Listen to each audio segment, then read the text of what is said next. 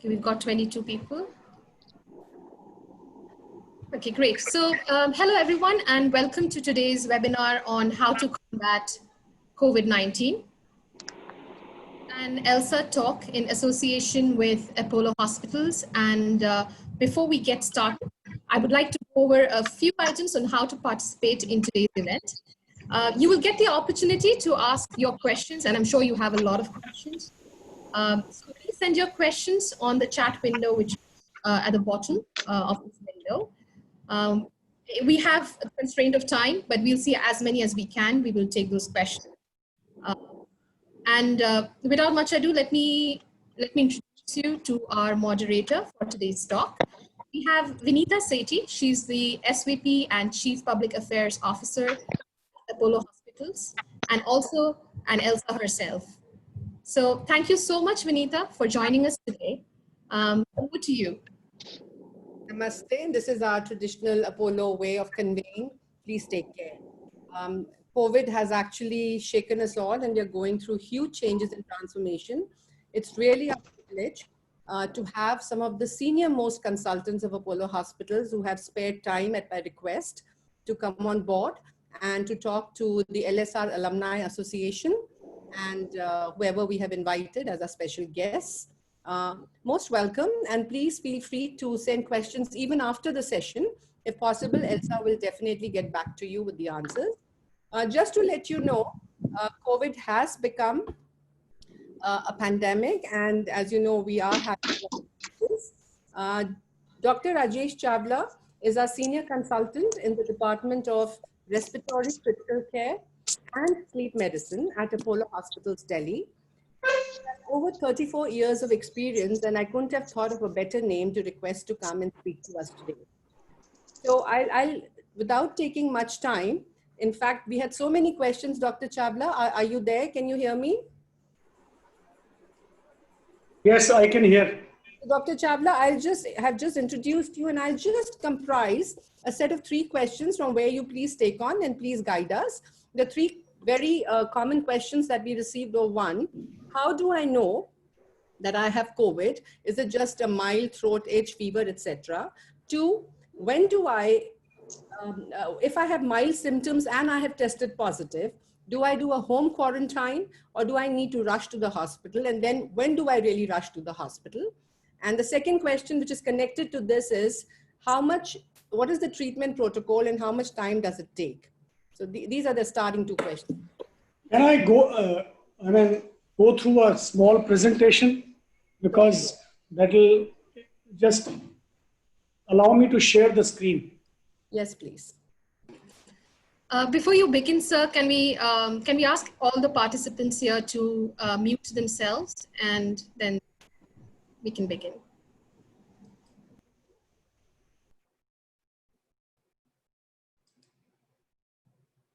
The host has to allow me to share my screen. Okay. There's a share screen option, Sunitra. Yes, just a moment. Let me check that. In the center.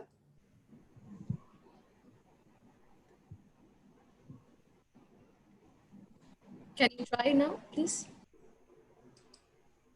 Dr. Chawla, it's on. Yes, yes, yes.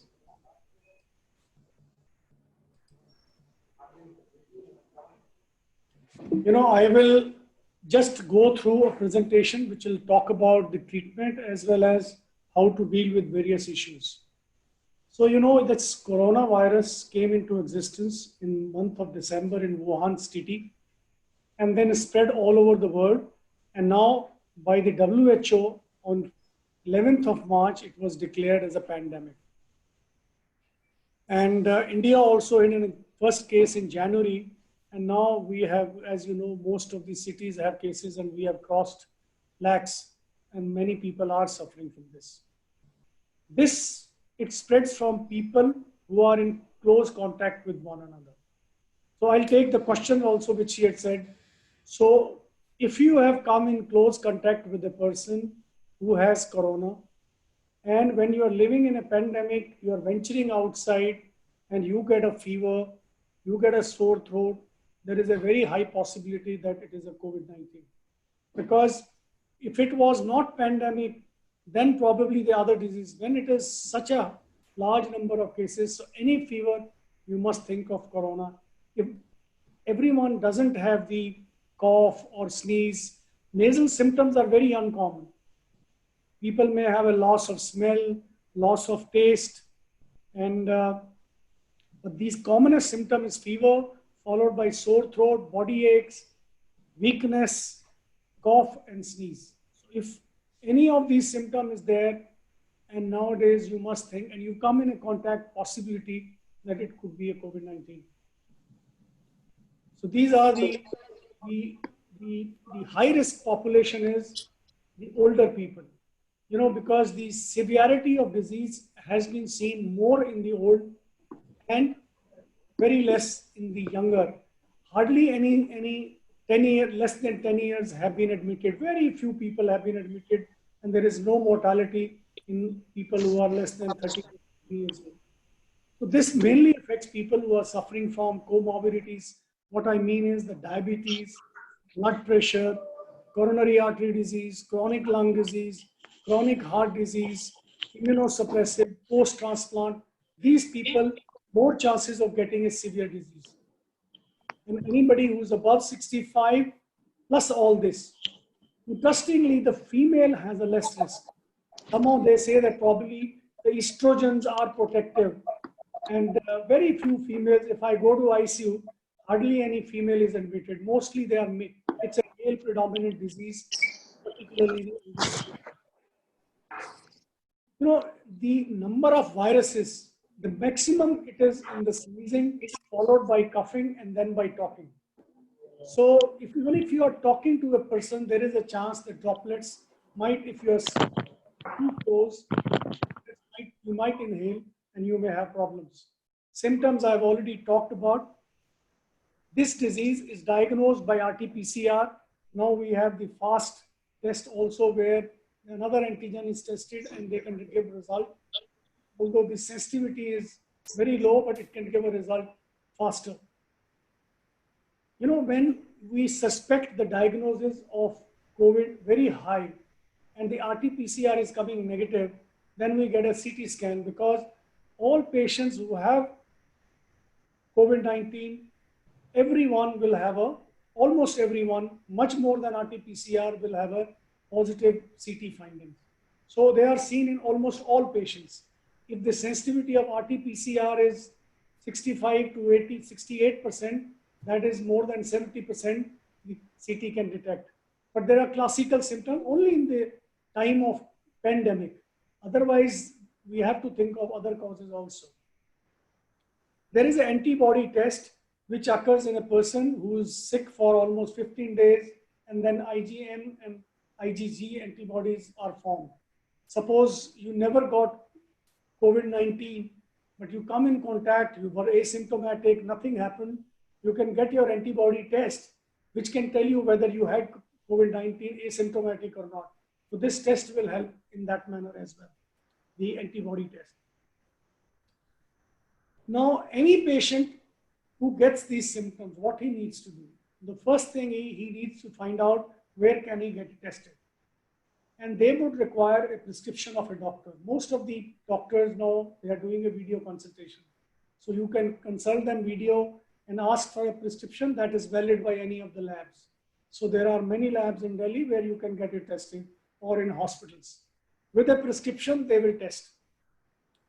Then once it is positive, now almost 80% do not require hospitalization. So they need to isolate at home. Patient who gets COVID-19 has to be isolated. Isolated means person has to be in a separate room. All his utensils, everything should be cleaned by the person himself. He should not mix up with people. He should keep on wearing mask. If it's a small space, he goes a little out, then he must be wearing the mask, and nobody should be outside. It is preferred that the person remains in the room which has a good ventilation. If it occurs in the family, then the other people are asked to quarantine. You know, isolation is for the patient and quarantine is for the rest of the members. Quarantine is that they are not allowed to mix with the general public. That's why the government puts some slip, the person who suffers, slip that these person cannot go out so that they don't spread it. Mild cases do not write and require any treatment. But you know, when you consult doctors, he will give you some vitamins, they will give you zinc, they can give you vitamin C, they can give you vitamin D. Actually, no treatment is required. Can you please mute somebody's? So but in some cases where the symptoms are too, and it's a younger, then the HCQ can be given at home, but it is preferred that when HCQ is given, the ECG has been done, and there is some ECG abnormality should not be there, what we call as the QT prolongation. It is given for 5 days, and it is pretty safe drug, and even taken at home. So normally just take care of yourself. There is no need of getting panic, and buy a oximeter so that you observe your oxygen morning, afternoon, evening. It's available on Amazon. It's available otherwise also many of the chemists are now keeping the oximeter available for 1500 or so. So you see the saturation. It should remain above 94%. If it is falling below 94, then you must contact the doctor that probably whether I require oxygen or whether I should be admitted. Don't take drugs like Brufen. These drugs should not be taken. One tablet is all right, but don't try to take too many of NSAIDs. These drugs, ibuprofen or similar drugs should not be taken. The best treatment for fever is that take a Calpol, Crocin, paracetamol, Dolo. They're all the same thing. The moderate patients, when they go, I will not get into the details, that is more for doctors. And out of those moderate 20%, which I was saying, only 5% will get into the ICU. And out of those 5%, less than 1% will require ventilator. So it is a fairly good disease. So no need to panic, but need to observe and need to protect, particularly the elderly population, because if they get it, chances of getting, not every elder is getting a serious disease, but chances are higher, particularly if there is any other disease associated. So I'll talk a little bit about what you should do to prevent this. There are 4 important things. One is the hand hygiene. The other is the respiratory hygiene, social distancing, and high risk. See, you must wash your hands properly. Soap and water is good enough. There is no need to buy expensive soap. Any soap is good enough. Wash for 20 seconds, or you can use any of the available sanitizer. The correct method of washing is that you take this is step number 1, then you go on the back of the hand. Same you should do with the soap and water so that every part of your hand is sanitized. After you've done this, then you can do this. This is step 3. After that, for knuckles, do like that. Similarly on the other hand, then your thumb, and then for the tips of your finger, like that, you just rub it against the sanitizer. And if you are doing with soap and water, then it is just that every part of your hand is sanitized. You know, mostly it spreads by droplet, like one person to another, but it can spread if you touch a surface and the other person touches a surface. But chances of occurring from fomites, that means from surfaces, is very low. It is not that much as from person to person. If you talk to anyone, you must ask that person to wear a mask. Any servant, any ayah, any working person comes your home, you must ask to wear mask and wash their hands. Because it is like I protect you, you protect me.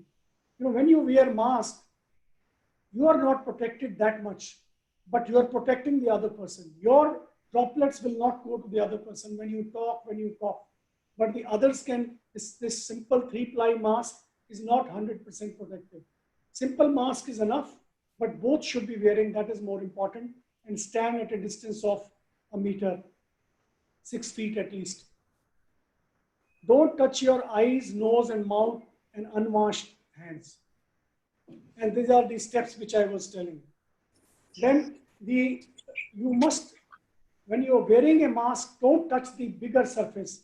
Just the strings you should touch when you first put the upper string, then the lower string. And similarly, when you remove the mask, first remove the lower string and then the upper string. And then just from the string. Do not touch the mask.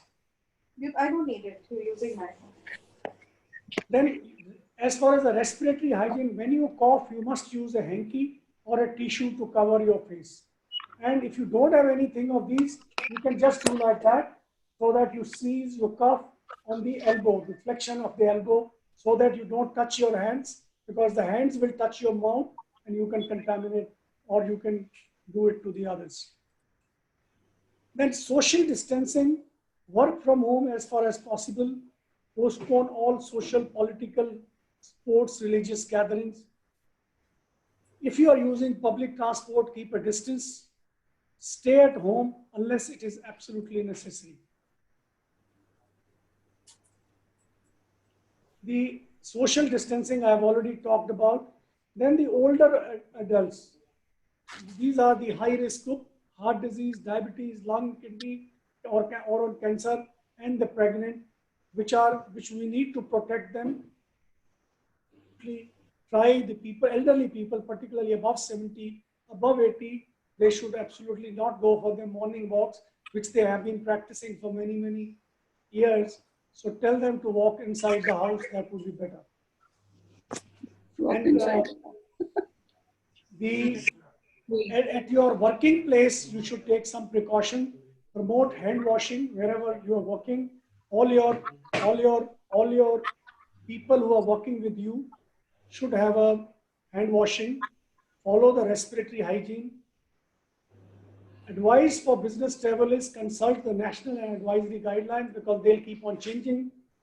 Sick employees need to inform the authorities, so that any person at your work says, I have fever, I have cough, give him chutti. Because if you get that, not only he will be harmful to himself, he will harm others also. So you should be liberal in giving leaves to these people when they are sick. Air conditioning, keep a room temperature between 24 to 30 degrees, relatively humidity of 40 to 70%. And you should try, if possible, to ventilate your room during daytime. When you come home, leave your shoes outside. Preferably, if you're working, take a shower on return. Change your clothes daily. Utensils should not be shared. And isolate yourself whenever you are sick. The food item at home, wash thoroughly. When you get a food item from outside, what you should do, you should wash thoroughly in running water and rub. If there is something like lettuce or cabbage, remove the outer layer before you wash these. Do not eat raw. You've been eating raw things when you buy from outside and they're tasty. But this is a time, do not eat raw vegetables, meat, products, and try or package cut products. Don't take them during this time. And it is better if you are eating fruits, peel off all the fruit after washing hands and product wherever it can be done. Then when you buy something from outside, carry your own bag. Use a cloth bag. Avoid plastic, because plastic things stay. Do not keep on touching a lot of things in the shopping area. Just touch whatever you want to buy. And encourage the digital payment. Avoid cash payment if possible. And avoid touching your face during the shopping. Avoid stepping out frequently, because make your list and finish off for a week rather than going so often outside. So this is just a basic I have given. Now I have got a list of questions, or you can speak and I will take those questions now. It's perfectly fine. Dr. Chawla, why don't you first take the questions we had shared with you, especially the one on COPD. There's a lot of concern. I'll take what can be expected when a person tests positive, what should be immediate step taken. I have already covered this. What is advisable for a positive case with mild symptom? it should be home quarantine, home isolation, and quarantine for rest of the family members till they are asymptomatic. After about 5 to 10 days, if they're asymptomatic, they can mix up. At what stage should a positive case rush to the hospitals?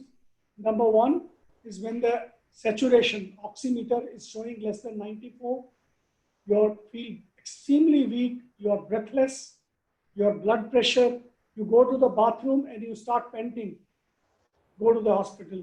Oxygen is less, chest pain, or you're feeling very low, maybe you have a low blood pressure, then also you rush to the low. How many times a patient takes to recovery? It's about 10 days. Now the government has decided that patients should be admitted for 10 days. And even the government is also saying that 10 days.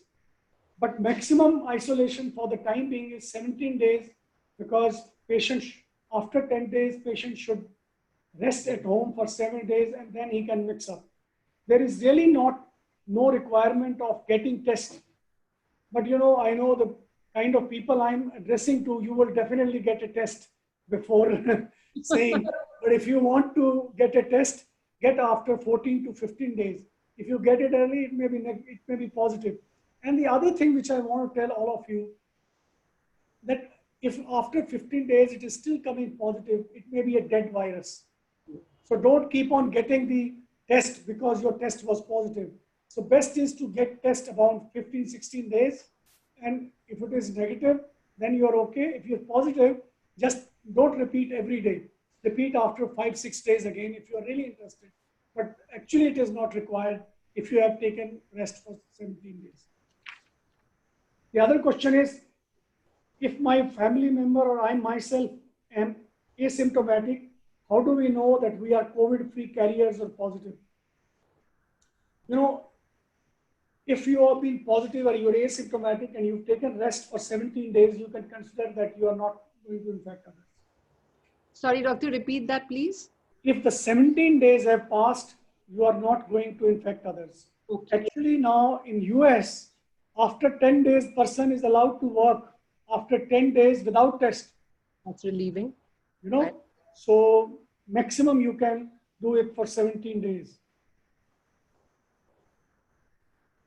What can I do on a daily basis which can serve as a prevention if I'm fine, as well as a cure in case I'm positive but unaware? You know, now we need to have a universal precautions for everyone, which I just enumerated.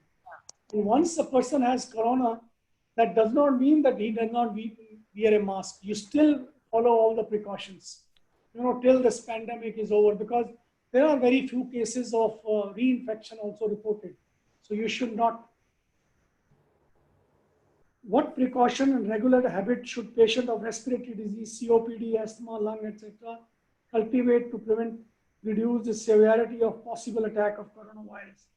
You know, first is they should get in touch with their doctor on a video consult and see that all the drugs are okay and they are good control.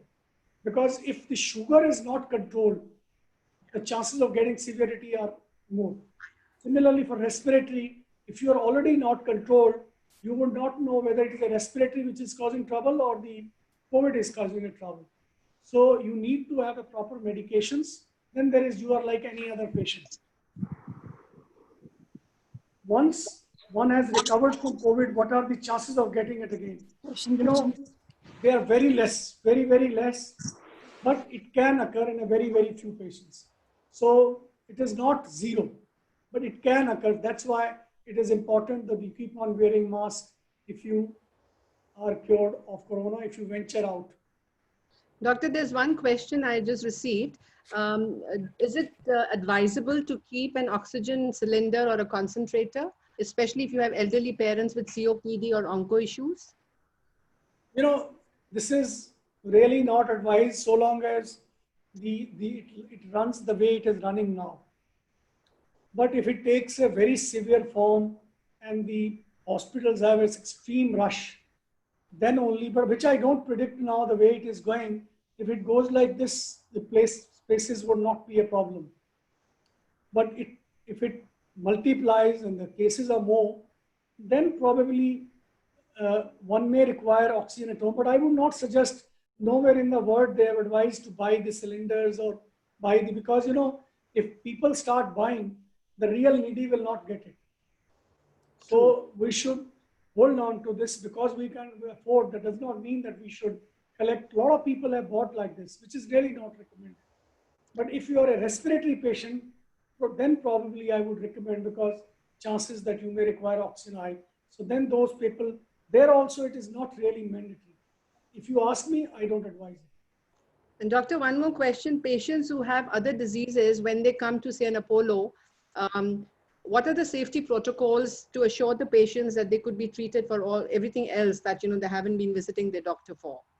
How can we assure? One is the hospital has already ensured that the area which treats the COVID patients and the non-COVID patient is totally separate. Our operation theaters are fully functional. They are operating, and all patients, it is a law protocol, they are tested COVID before anybody is taken in. So that area is COVID free, because anybody who's taken in is tested before, and they are absolutely kept separate. Even the nurses, the doctors, they don't mix up with the people who are treating the COVID patients. Doctor, there's a question regarding the food items which are helpful to fight the infection. Hot water, ginger, raw haldi, steam, gargling. Any views on that? See, all these things, they generally bring you a better hygiene, better health. So there is no harm of these, but they cannot prevent you from getting a COVID-19. But they will they will inculcate the sense of good, healthy life, good care of yourself.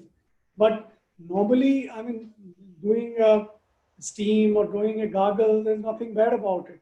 But it's not going to prevent your corona from occurring in you. There's a question on, can N95 mask be reused? And also, how do we clean the fabric mask that everybody is using these days? Just wash it. The fabric wash is just to be washed. N95, N95, there is an electrical charge in between the layers. So once you wash it, that goes away. So that's why they are not washable. But N95 for general public is really not recommended. You wear a simple mask, the protection. I'm wearing this mask only. I'm not wearing N95 here. So unless I'm taking care of those patients who are suffering from COVID-19, you're really not required to wear the N95. We as a health worker wear, because we come in contact with so many people, we wear it sometimes, particularly when you are managing respiratory and these kind of patients. General public, N95 is not required. If you are using it, it will not be that effective if you wash it. It will be like a cloth mask. It will still protect you and protect others from you. Doctor, is it good to wear gloves when you go out for a walk? No need. There is no need. Wash your hands. Because, if you are wearing gloves, people wear gloves and walking and here and there, you are touching 10 surfaces and you're not washing hands that frequently. If I am not wearing gloves, I wash my hands at least 80 times in the hospital. That is better, because once you wash, this virus is very weak. With a simple soap and water, mar jata hai. So why do you require to wear gloves and all that? You can't change gloves so often. You will not wash gloves because you feel that I'm safe. So it's better to wash hands. I would not recommend that you need to wear a mask. If you visit an area like you're going to buy and you wear the gloves, then you can throw it off. Yeah. Doctor, just two more questions. I know you have to get back to your duty. What is the advantage for antigen test? And the second one is there any special precaution for asthmatics? See, antigen test is very fast, but the sensitivity of this test is not as good as the RT-PCR. I'm sure you're talking about the new antigen test, which you must have read in the paper and came. So, but this will give a result very fast. So, but where we are suspecting, still it comes negative, we can always do the RT-PCR. But this is another test. I think once we do some cases, we will know about the utility of this test. And as far as the care of asthmatics, they need to take their inhalers properly. Don't try to miss the drug. Keep yourself healthy. And even if you get this disease, will be like any other person. It may still be a very mild in your case as well. Doc, I've just got one final question. Somebody who's fighting cancer and has to go through a PET scan. Apparently, a lot of COVID patients are also going through scans. Is it safe for a cancer patient to then visit a hospital for a PET scan? You know, every hospital has a protocol which they are following for all patients. Because we do these tests, because you don't know that which patient has and which patient doesn't have. They follow a protocol, they clean up your whole area. Chances from getting from these places is very less if you're wearing a mask. Thank you, Dr. Chawla. Thank you so much for spending so much time with us. Sunetra, is that okay? Yes, absolutely. Thank you so much, Dr. Chawla. Thank you. Thank you. Thank you again. So I think Dr. Havin Tandon would be joining us now. Is everybody here?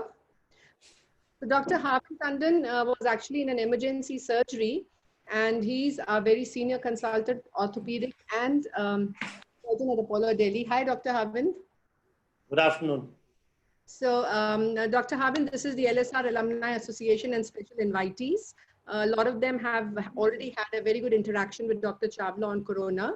But as we have found, there are a lot of orthopedic issues that have emerged during this time.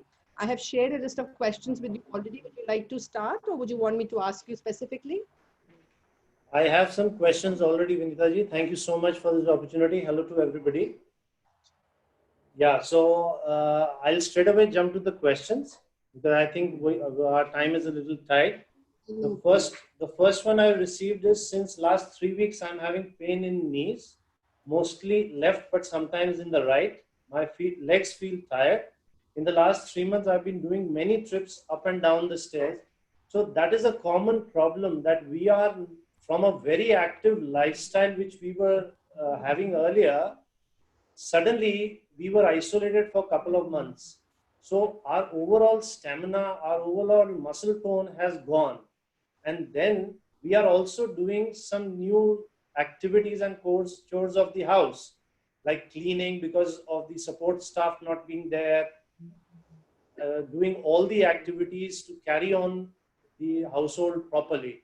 So that is, and including stair climbing. If people have 2-story floors, a house, then they have to go up and down many times in the day.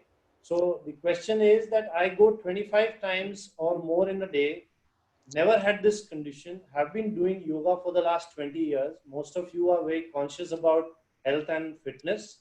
But during the lockdown, I increased my yoga, which is a natural tendency because you have more time.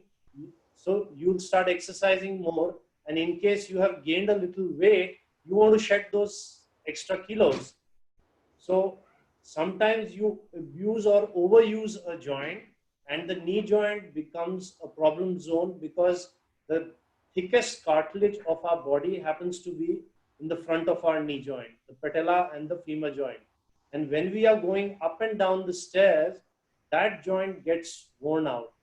A medical condition called chondromalacia, meaning to say softening of the cartilage of that part of the joint. So the things, if such a person is getting pain, the things which this person should not do is, number one, Vajrasana should be avoided. Padmasana should be avoided, right? Which means acute knee bending and activities should be avoided. All the asanas which involve kneeling, the Christian praying position, should be avoided, because that is when your patella goes and hits the thigh bone.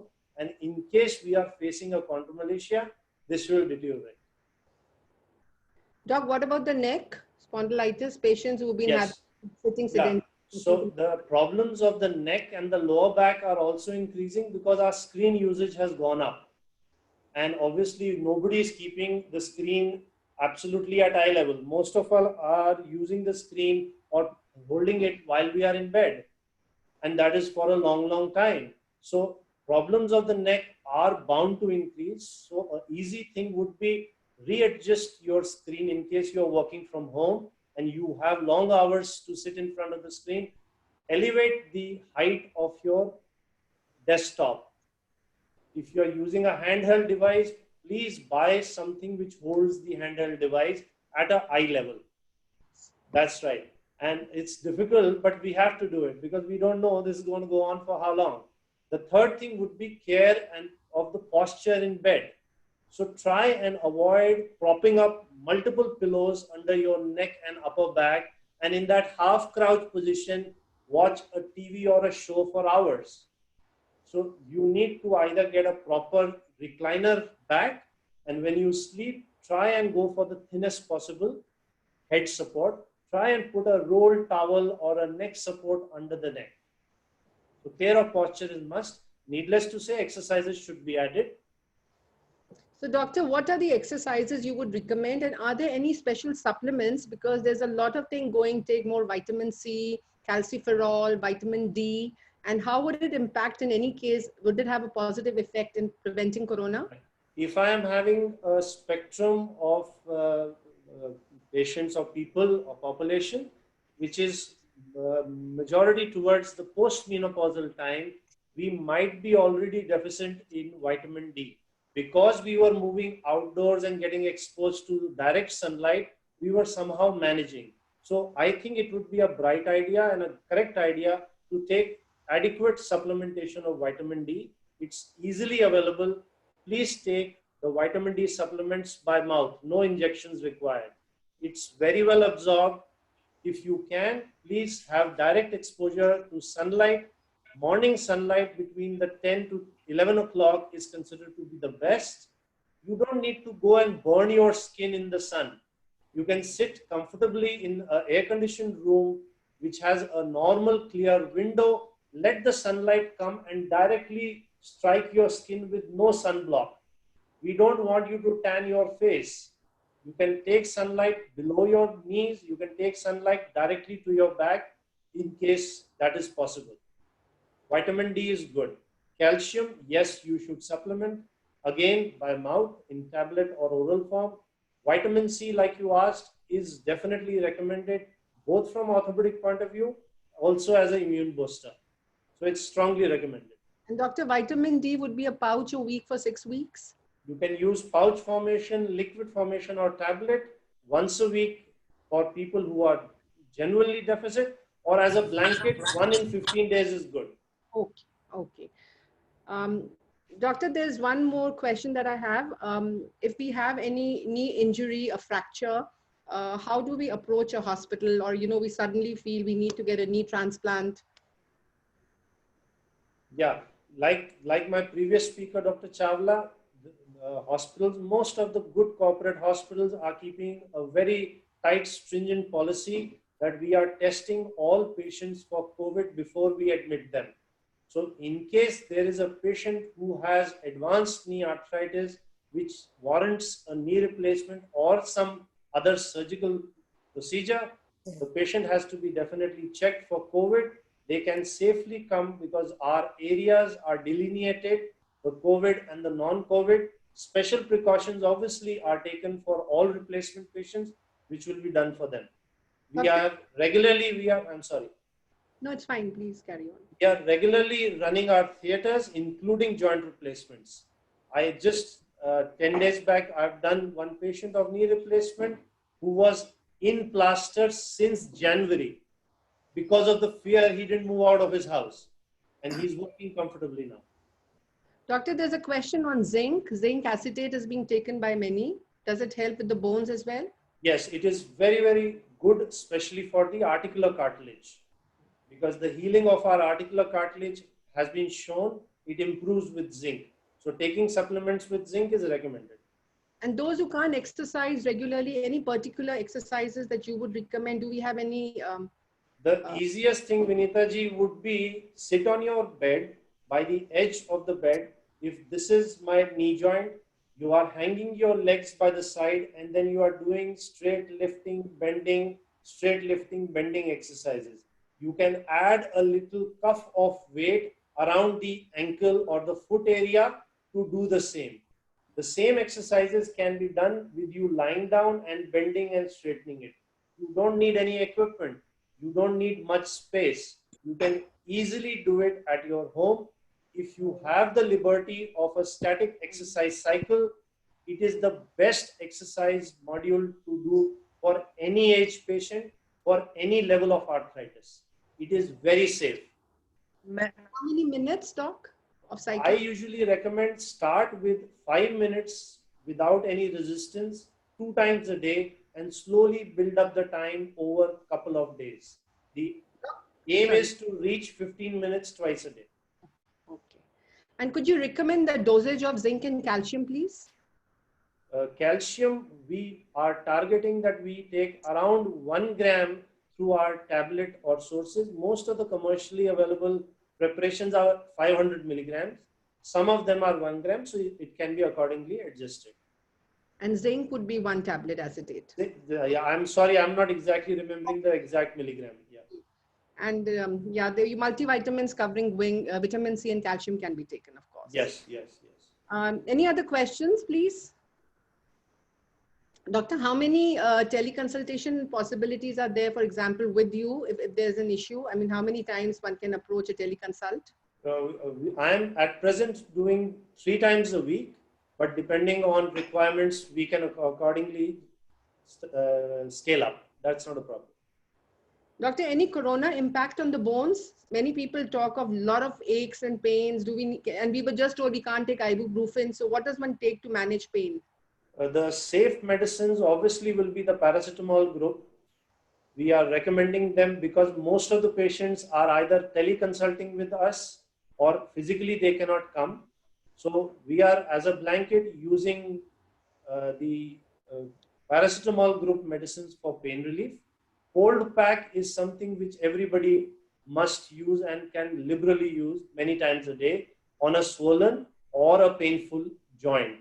For the muscle aches, yes, corona can sometimes give rise to some muscle aches, not to a bone problem. So for those muscle aches, the necessary treatment is taken for COVID. Accordingly, paracetamol can be used for that too. I don't see any more questions, Sunetra. Are there any more? Anybody else wants to ask anything? Any other Hello? question? Yeah. I wanted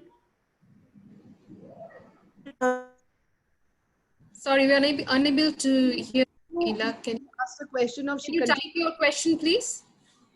You will have to unmute the person. The person is unmuted. There is one question of continuous feeling of tiredness in legs. She's in our age group of 55 to 60. Vinitaji, this person might be having B12 deficiency also.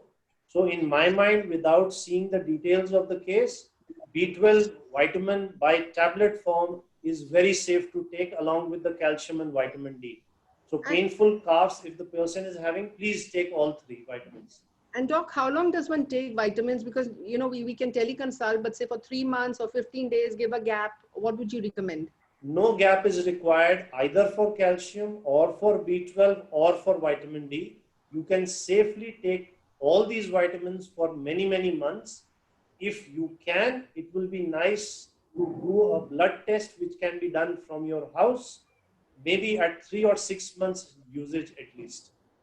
There is no risk factor to take it continuously. No chances of stone formation. Okay. Yeah, lots of people ask us. Doctor, would you recommend, it's not a COVID-related question, but since we're talking of tiredness, there are a lot of women after menopause have this danger of osteoporosis and we don't really go through a regular test. When is that test recommended? If the patient has no other comorbidities, by meaning thyroid problem, alcohol problem, intake of steroids, then a bone density check should ideally be done 2 years after completion of menopause. If there are any risk factors, then accordingly it should be done soon.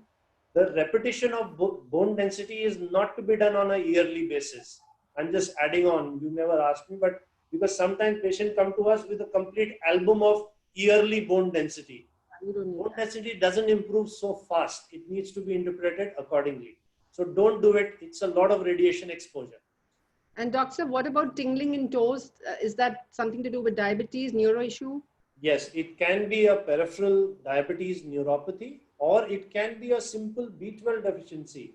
So even if you are a diabetic, taking a little extra dose of B12 is absolutely safe. You can blanket take it.